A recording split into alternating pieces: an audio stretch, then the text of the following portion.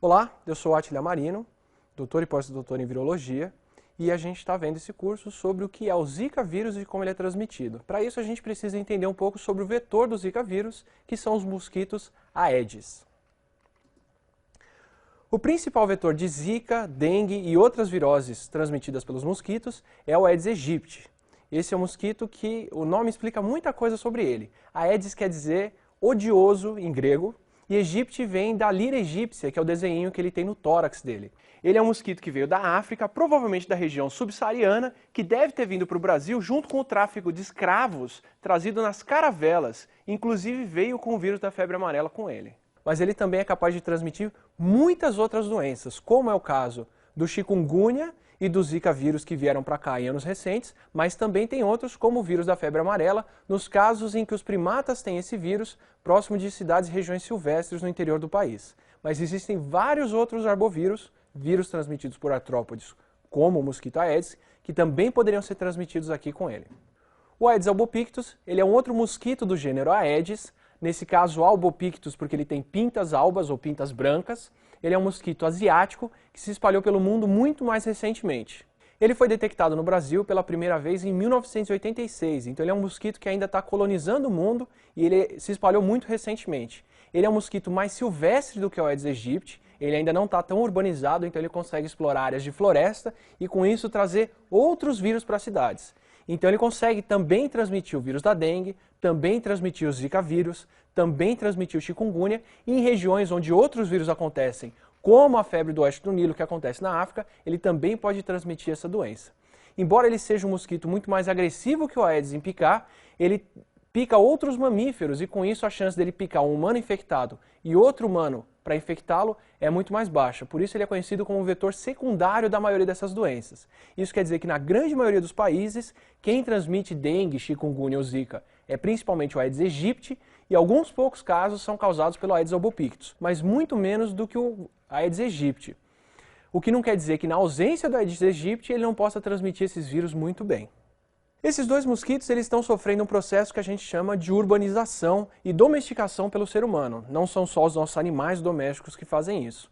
Esses mosquitos eles mudaram bastante de hábito e de ciclo de vida de acordo com o ser humano e por isso eles estão tendo tanto sucesso em colonizar os nossos espaços. Por exemplo, até algum tempo atrás eu iria falar que o Aedes aegypti só se reproduz em água limpa. Hoje em dia ele já se reproduz em água limpa e suja. Na verdade, qualquer recipiente, por menor que seja, que tiver um pouquinho de água lá dentro, já é o suficiente para o Aedes poder se reproduzir.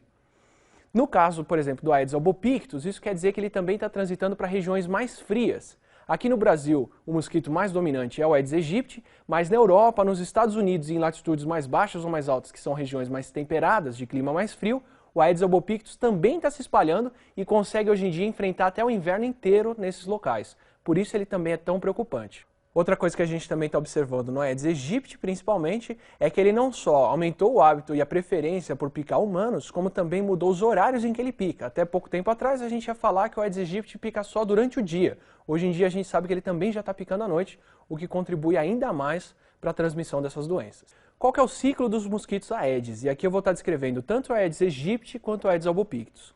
Quem pica é só a fêmea, que vai atrás do sangue para poder colocar os ovos. Então, depois que a fêmea é fecundada, ela procura, o ser humano no caso, para poder picar e usar esse sangue para produzir os ovos. A fêmea ela vai procurar algum lugar com água, recipientes com água que vão de caixa d'água ou lagos e rios, até garrafa PET abandonada em lixo, e ela vai depositar os ovos dela nesses corpos com água. O ovo no começo ele é branquinho, mas ele vai ressecando com o tempo até ele ficar preto.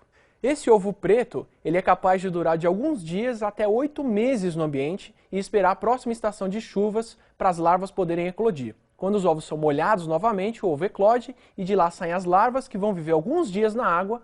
Esse ciclo pode ser de 7 a 10 dias, depende do quão quente aquela água está. A larva ela vai viver boiando logo abaixo do nível da água, filtrando bactérias, e quando ela se alimenta o suficiente, ela começa a metamorfose e se transforma numa pupa, que vai passar 3 dias amadurecendo, da qual vai emergir o adulto.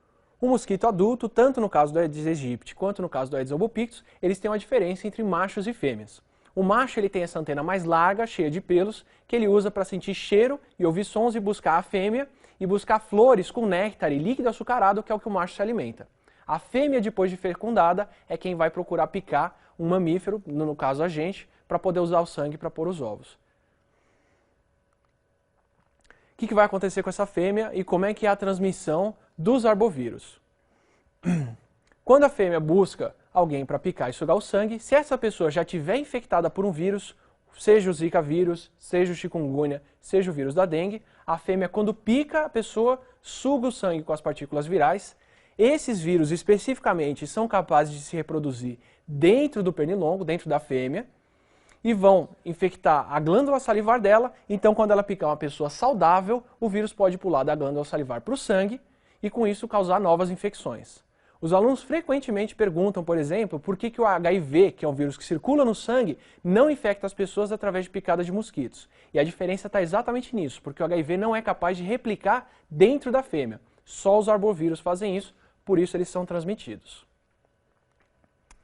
O maior problema que a gente enfrenta, e esse aumento nos casos de Zika, dengue e outros vírus, também se dá por causa do aquecimento global e das mudanças climáticas. Como o vírus circula em regiões quentes, essa temperatura mais alta tanto permite o vírus explorar novos locais, como permite a ele replicar mais rápido e ter mais ciclos de reprodução antes de um surto. Então, se a gente ainda não se preocupou com combater o mosquito, a gente vai ter que se preocupar muito agora, porque não só ele conseguiu se domesticar mais e explorar novos ambientes urbanos, como também está expandindo a região em que eles podem se reproduzir por conta dessa mudança de temperatura.